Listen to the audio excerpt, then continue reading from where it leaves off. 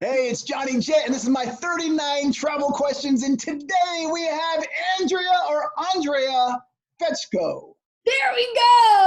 Oh, so I've known Andrea for a long time. We've flown on the same plane randomly, I think to Yes, Miami one time or you somewhere. got me into the lounge. Oh, that's That's some right. good karma going your way. I could use it.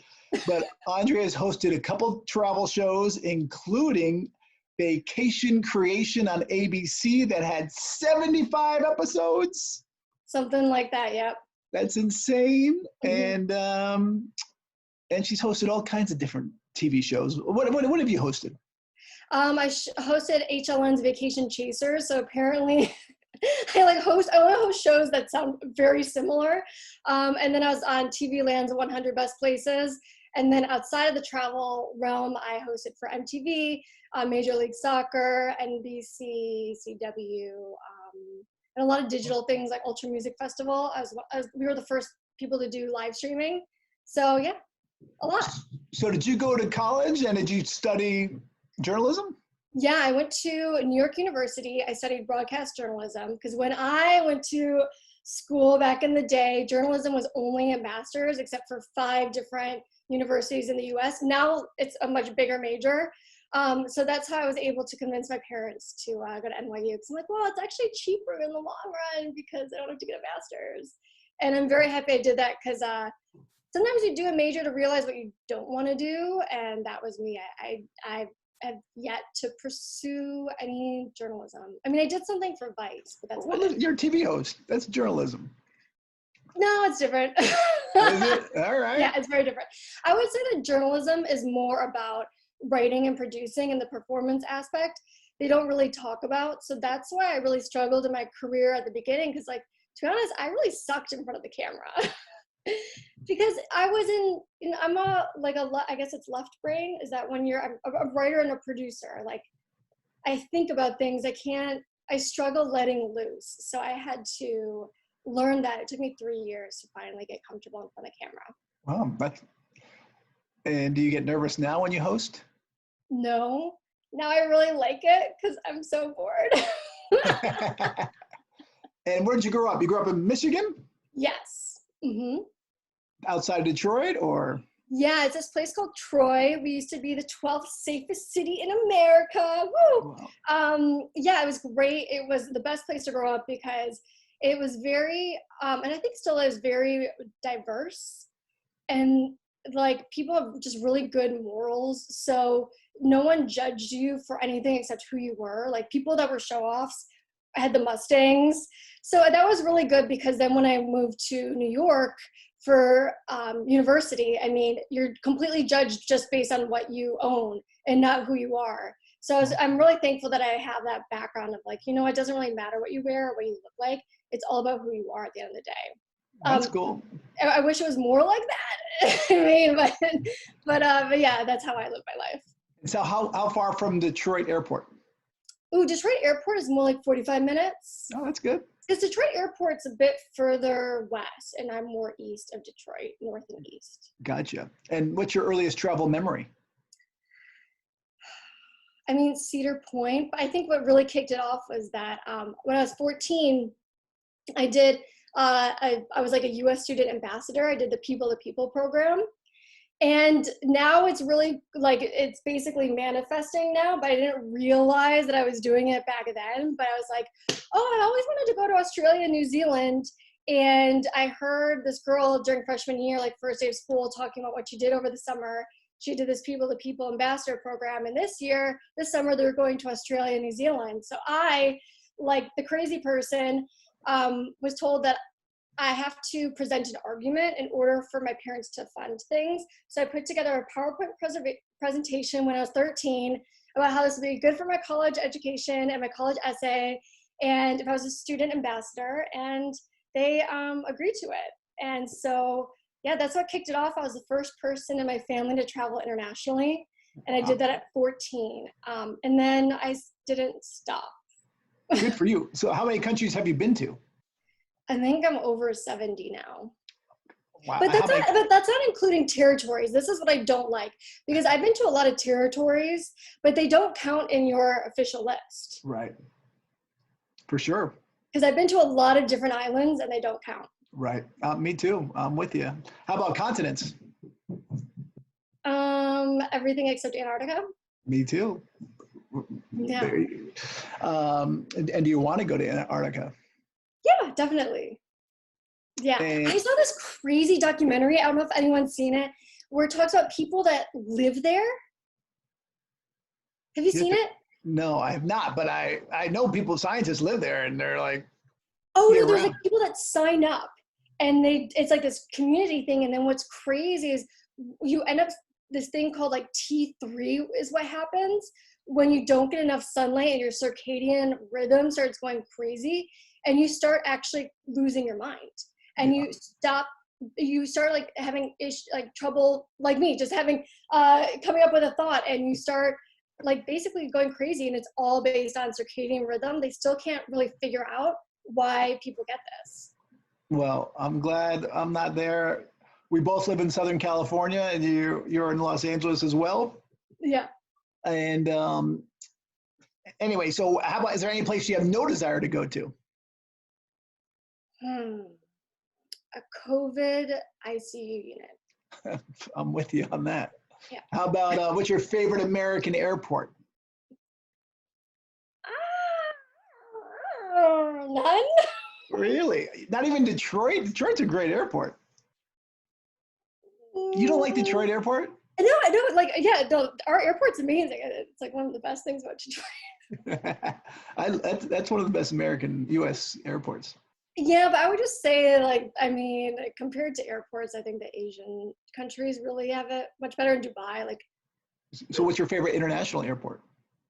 Singapore is pretty cool. You can't beat Singapore. Changi is where it's at. Where do you think the friendliest people are? Michigan. Yeah. I used to have a Michigan roommate. He's very friendly. Was very friendly. Yeah. We're a really big friend. I know that sounds really weird because of actually now thinking about it with all the news about the people that are protesting, but that's just a very small minority. Like, we've always had the Michigan militia, so there's just always been that group. But the most part, people in the Midwest are really, really nice, and Michigan's like, they're really nice. I agree. What do you think the meanest immigration officers are? Melbourne, Australia. Yeah. So I was traveling there, and I thought this guy was flirting with me. This is not when you were 14. Excited. What? This is not when you were 14. No. This was when I was 21, and I was going to stay with a friend, but it wasn't my boyfriend. So they're like, oh, so where are you staying? And I was like, with this guy, but like, I didn't want it to seem like I was dating him because I thought the guy was cute. So like, I went through immigration, and then this person stopped me like before I went to my luggage. And so he's asking me all these questions. And so I'm dodging them. And then I'm realizing, oh no, like, I'm getting interrogated. And the fact that I'm not telling that person exactly where I'm going is causing major issues, and they're not allowing me to pick up my luggage. So that was definitely by far the hardest. Yeah, they're tough in Australia. Yes. They don't mess around. Yeah, and same with Israel it was difficult getting out of Israel. And that was another one where I screwed up, because they're like, why are you visiting Israel? I'm like, oh, this guy was like my ex, but like we were like, yeah. And yeah, they didn't like that answer. They're like, well, is that guy here? I'm like, oh, he's not, like, we're like, not together, but yeah. And I almost didn't make my plane. Yeah, the Israeli security made my wife cry when we were departing Tel Aviv, because we lived in different cities. They're like, you guys are together, but you live in different cities and countries, because she was living in Toronto and LA for me. She literally started crying. Oh, well, did it work? I mean, there was nothing, she wasn't hiding anything. She was like, why, they're just tough. But anyway, honestly, you gotta be. I guess you gotta be. I was like, I'll miss my flight. Fine, I'll go back. I'll have some more hummus. How about airport lounge besides the one I took you to? Oh, these are really good. You are much more into the lounges than I am, but I did go to one in Heathrow, which was quite nice, the United one. Okay, but yep. honestly, I'm a simple girl. give me unlimited champagne and some food and I'm there. But when it's not good food, like one time I was stuck in Philadelphia, American Airlines, it was a really bad one, and I got food poisoning off of their food. Oh boy. That's not good. And the fact that like our flight got canceled and they didn't give us any reimbursement, and I had to like figure out a place to stay, and it's awful. And when you're flying for the show, or do you get upgraded a lot, or they buy you a first class ticket? Yeah. So there's a lot of things when you think that like, oh, I got a network travel show. You know, you're flying with the glam squad. No, I had to do all my own hair and makeup. Yeah, so that was really tough. And yeah, you're thinking you're flying first class, and I was sometimes actually behind everyone else. Speaking of hair and makeup, I almost didn't recognize you because the last time I saw you, you were blonde, and I know it's quarantine time, so things are changing. So how are you doing with the quarantine? I'm in that mode. So this is my Abe Lincoln. Yeah, so I just dyed my hair dark. All my family has this coloring except me. And yeah, so I'm in my painted black DIY. So yeah, I have Chase lounge chairs that I bought. I DIY'd and made those black instead of like this gross light brown. The picture on Amazon lied. I painted my hair black. I'm getting some frames soon. So yeah, I'm in full Marie Kondo mode. I need to get in that mode, especially with my closet. I'm going to watch your show tonight. I have so much stuff. And how about when you're what's your favorite restaurant? Sugarfish in LA. Yeah, so if people don't know, Sugarfish is this restaurant in LA, but it's the best. For me, it's the closest sushi that you're gonna get to being in actual Japan, and it's also really affordable. So you can choose between like a $25 menu, a $35 menu, or a $45 menu. So I always use the $25 menu. It's really, really good. The food is so fresh.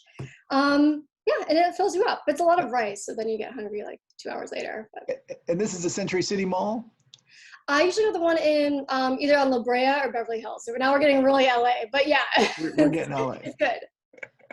And speaking of LA, have you ever sat next to any famous celebrities while you're flying?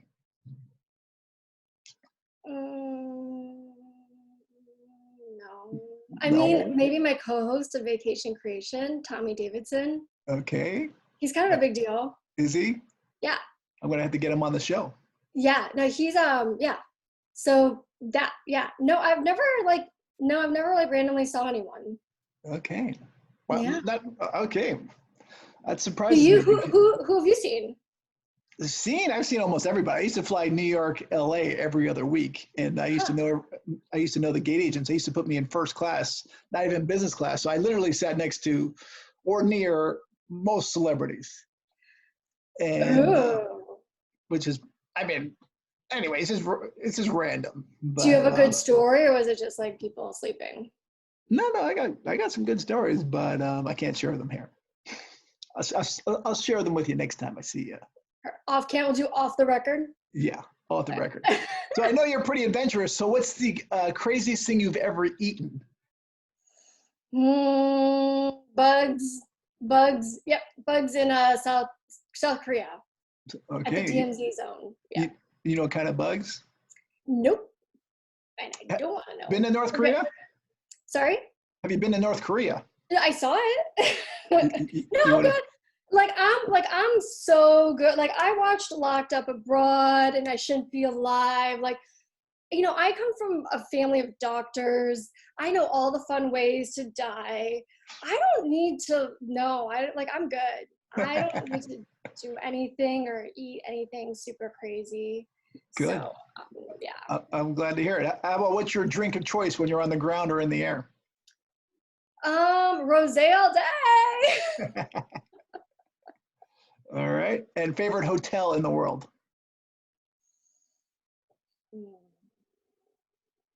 Ooh, I just went to Maya in Seychelles. I just went there. This time last year, I was in the Seychelles and I went to this place called Maya, MAIA. And it is like 3,500 euro a night, but it's all inclusive. So you can have like the Veuve champagne nonstop, like sushi, whatever you want, it's all included. It's so yummy. But then you have your own villa. So Wow. everything has its own infinity pool. And then you have like another outdoor hot tub, but then an area, you know, where like the lounge chairs are in a pool, but it's not like low. And then this really great outdoor area to work, and you're looking over a cliff, and it's just like the best thing in the world. I could use that right about now, honestly. I got so much work done there, weirdly. And now I'm like, okay, my dream location has to have some sort of view like this, my dream house. So I'm going to be working up towards that dream house forever. Hopefully one day I'll get it. And do you have a dream destination? Right now? Anytime. Maldives, I want to go. You never been to Maldives? No. Okay. Well, you've been to Seychelles. Not many Americans have been to the Seychelles.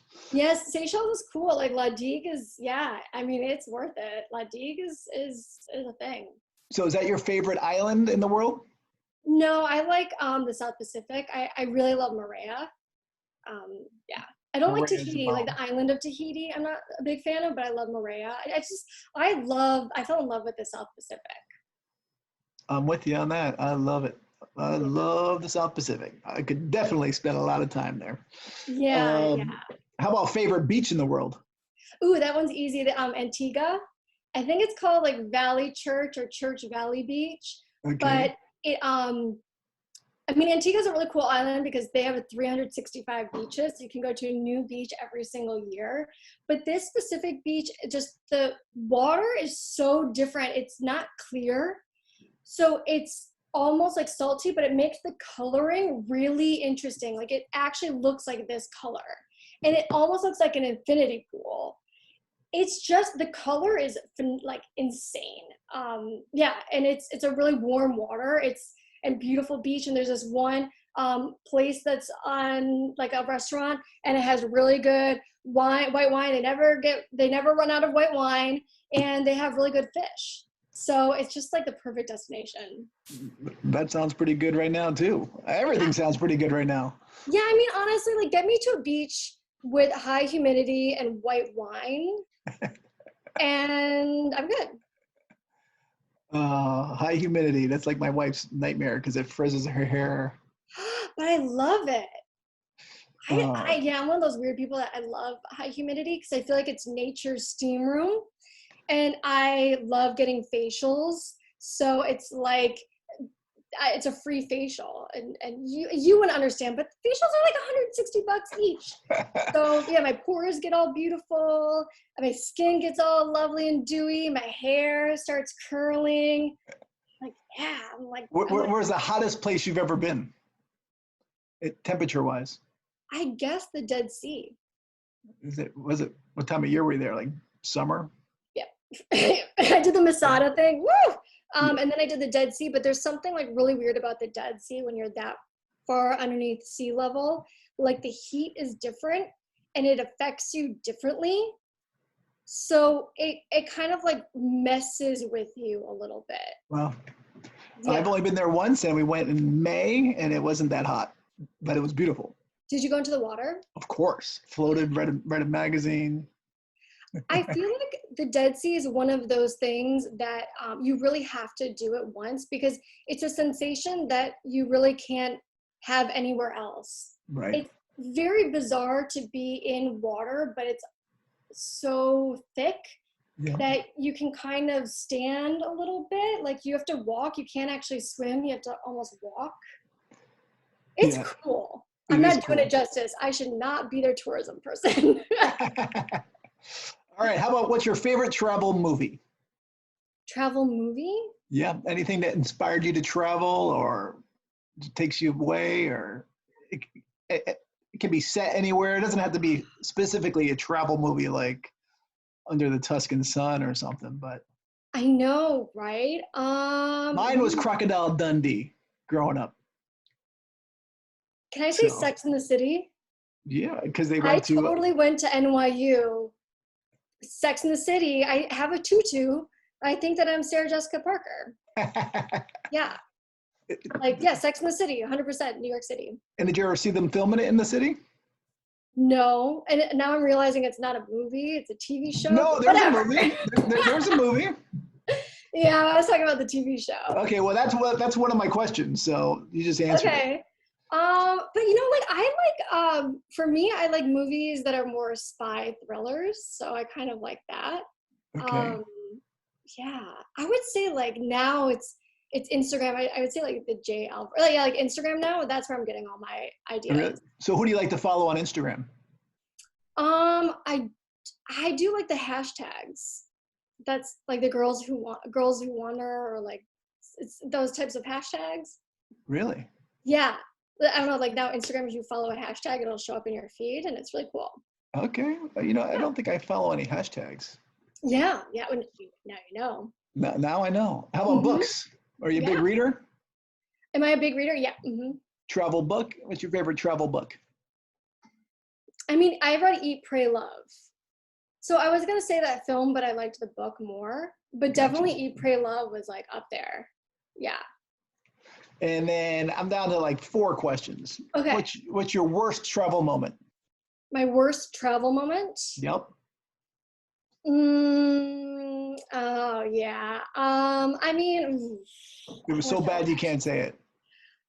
I mean, actually, it's gonna be a really good learning thing. I went to Argentina, and I was working there, and I didn't know a lot of people, and like someone on Facebook hit me up, and that person ended up just being like a really terrible person that like ended up stalking me.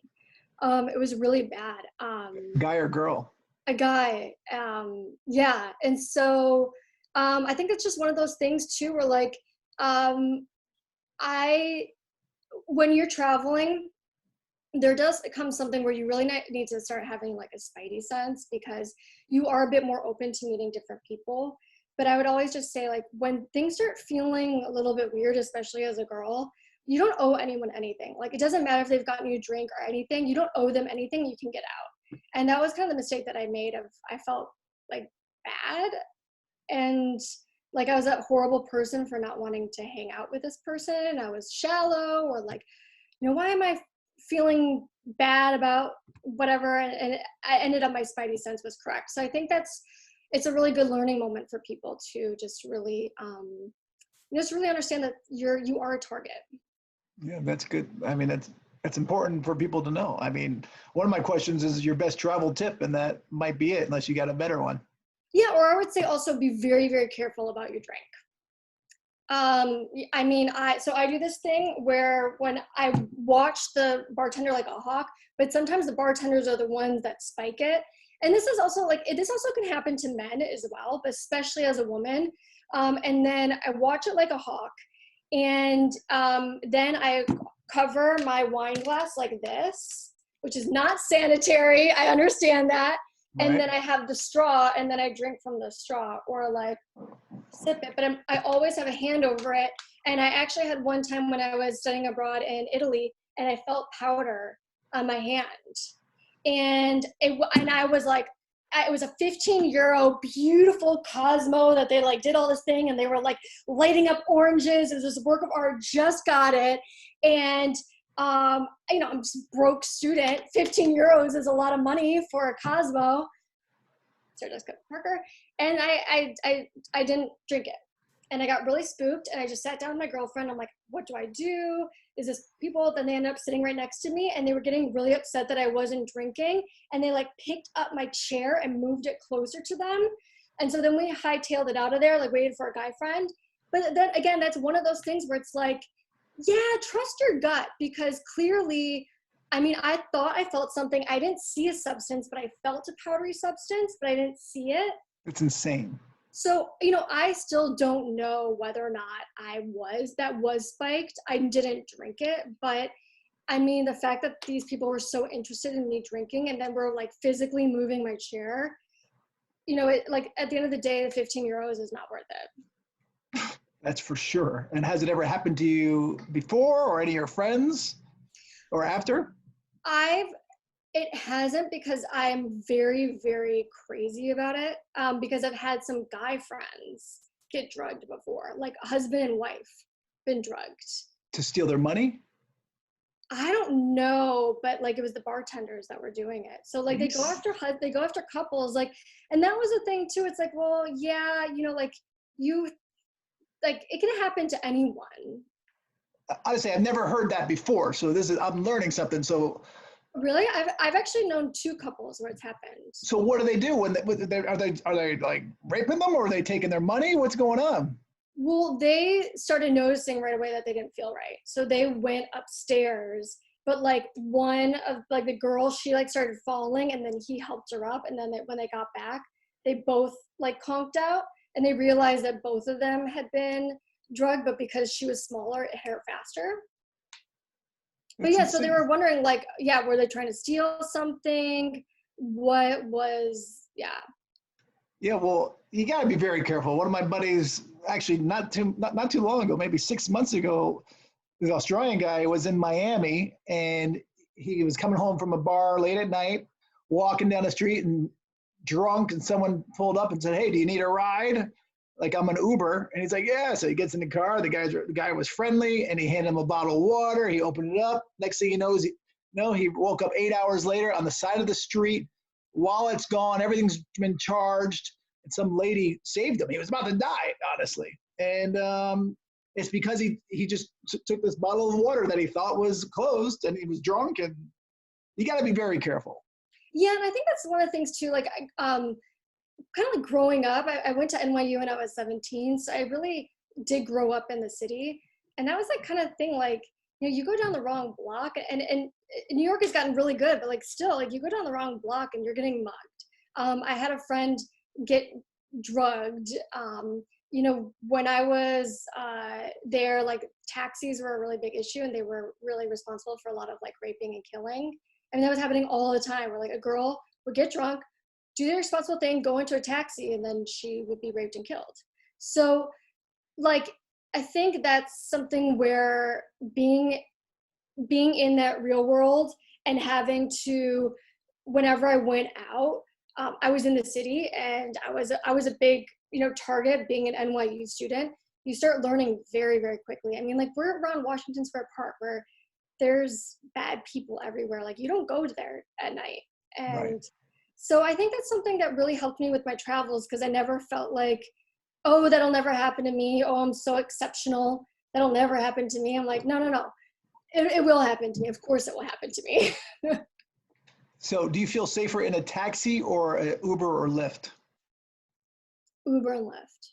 That's because you can track it, and I do too. I've been telling people that for a while, but some Yeah. people think that Uber and Lyft are more dangerous because they get the bad rap on in the papers. Probably because of taxi lobbyists. Who knows? But Well, I mean, there's always going to be those bad actors. right. I mean, you got to be Like, careful. it can happen anywhere, and it can happen with anything. So there's always going to be a bad actor. But the thing about it too is, especially going back to NYU, where like I always knew that I couldn't get too drunk, or I couldn't get myself home. I knew I had to be able to flag a taxi, and this was before Uber. So like sometimes I could take a half an hour, and I needed to be able to get in my door and everything, and do the key, because I didn't have a doorman. I needed to be able to do all those things, so I could never get too crazy. And I actually do notice that like when I start letting my guard down, or I'm around people, I get more crazy because I feel safe. But I never would do that traveling alone or in New York. And so, I mean, I don't want to scare people right now, but I mean, people might be watching this going, "I'm not going to travel by myself." Would you travel by yourself right now as a girl? I do most of my traveling by myself. You do, and Yeah. you feel fine. I mean, that was one of the things that started when I was younger, because I would want to travel by myself because no one would do it with me. And I always was told in Michigan that I was so crazy. I was also much blonder back then. So it was like, oh, you're going to be a target, American girl, blah, blah, blah.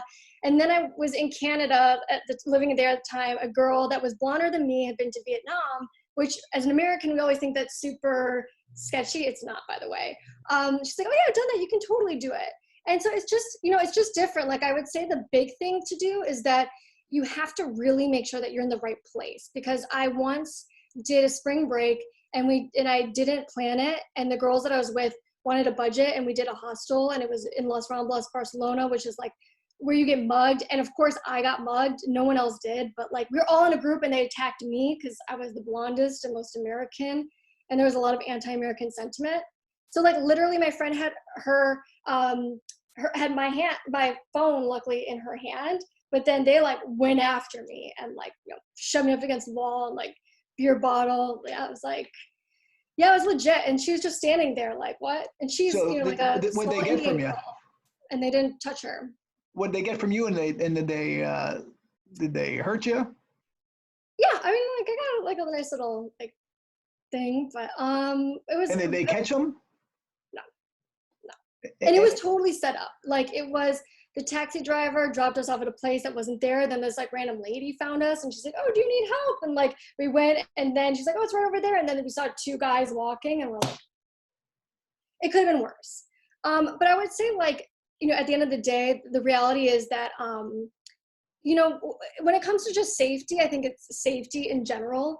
And they actually say that like most people die within 2 blocks of their house because that's when they let their guard down. And so it's not really about traveling. It's about really just being smart.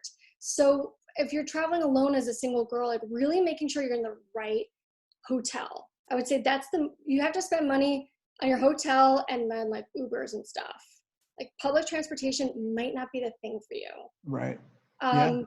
But then, and just like, yeah, always make sure that you can buy, like I would always say, just make sure you can buy your way out of every single situation. Okay, that's good advice. And I don't want to end it on a bad note. So, No. you know, what's going to take for you to fly right now? Would you fly tomorrow during this quarantine, stay at home kind of? No. You know, so my sister's a nurse at the COVID unit in Chicago. So whenever I start feeling very, like this thing is over Fancy. or I can conquer it, you know, she brings me back to earth. But I would say like, you know, this was just a really good reminder about how fragile things are. And, you know, like for example, you know, my family's all in medicine. So there's actually MRSA and like flesh eating bacteria everywhere. And there's, you know, like you go get, you know, there's dengue, and, you know, there's bubonic plague in LA. Like if you get too close to chipmunks and the fleas, like you can get bubonic plague. Like this stuff is everywhere. You just don't really hear about it.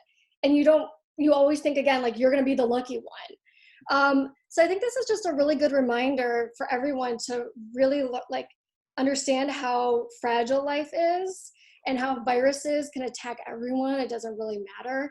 And, you know, and right now we're with something that's so new. It's so contagious. We just don't know enough about it. So I think for me, I would want to make sure that there's something going on where we know a little bit more. And then I think it would be safer to fly. But also I think it's a good time too to just sit, relax, have like an opportunity to just sit down for a little bit and, you know, help out the environment. Because look at how much, you know, lack of transportation and has really helped. So, you know, plagues of this have happened before. You know, the influenza of 1918 actually lasted till 1920. It was 3 years. So we've been through it. I mean, we went through the Black Plague. Like we'll be fine. It just might be a year or 2 or 3. And why don't you just take that opportunity to do something really cool? I guess my last thing is like, you know, when we're in this industry where there's not a lot of, where I don't have like a normal job. And so whenever you're out of work, you're always like, oh man, and you're fretting about your next job. Like, oh, it's never gonna come. And so you're so busy fretting and worrying about the next job that you don't take advantage of that time off and do the thing that you actually wanna do, like write the book or do your website or organize. So it's like, take advantage of this time. And just know that we're going to be back to normal eventually. And then you're going to start kicking yourself that you didn't get everything done when you had the time. Yeah. So did you get COVID, by the way? Have you? No, I actually have very severe asthma. So I'm high risk. Okay. I'm sorry to hear that. I you know, I have asthma. I was diagnosed when I was 16. I wouldn't go to the mailbox without my inhaler. I would take it at least 7 times a day. And then I was cured by a Chinese doctor in Malaysia. which is a whole nother story about 10, 12 years ago. So, but I still. Well, yeah, I mean, mine's very specific. I actually, I'm allergic on purpose. I'm actually immunocompromised on purpose. I developed a dust allergy when I was older, and I guess more people that live in cities because of pollution are starting to develop allergies later in life. And I developed this like debilitating dust allergy because it's everywhere, and it was really affecting my travel because I would start having issues. And it's so then I started to do the responsible thing of doing allergy immunotherapy. If anyone's ever doing it, there's actually a lot more people that know about it. It's like shots. It's essentially a vaccine, but it's way more shots, and you actually get shot with a lot more and like shock your system. It's 3 to 5 years of shots. Wow. And so you did it all? Well, I'm not even a year in, but I got so bad that I got allergy-induced asthma. And my immune system's completely wrecked. Is that just because of the shots? COVID. So like it's to the point where I had the spidey sense where I could smell a dog or a cat before it rounded the corner. Wow. Because I'm also allergic to dogs and cats. So I was like, oh, this is what it's like to be pregnant. Wow. Yeah. Andrea. But on a good note is that I got my masks way before everyone. I already had all my N95s. I already had everything. I already had all the cleaning tools. I already had the whole thing of like coming in, immediately going to the shower, doing the little nose rinse to get everything out of there.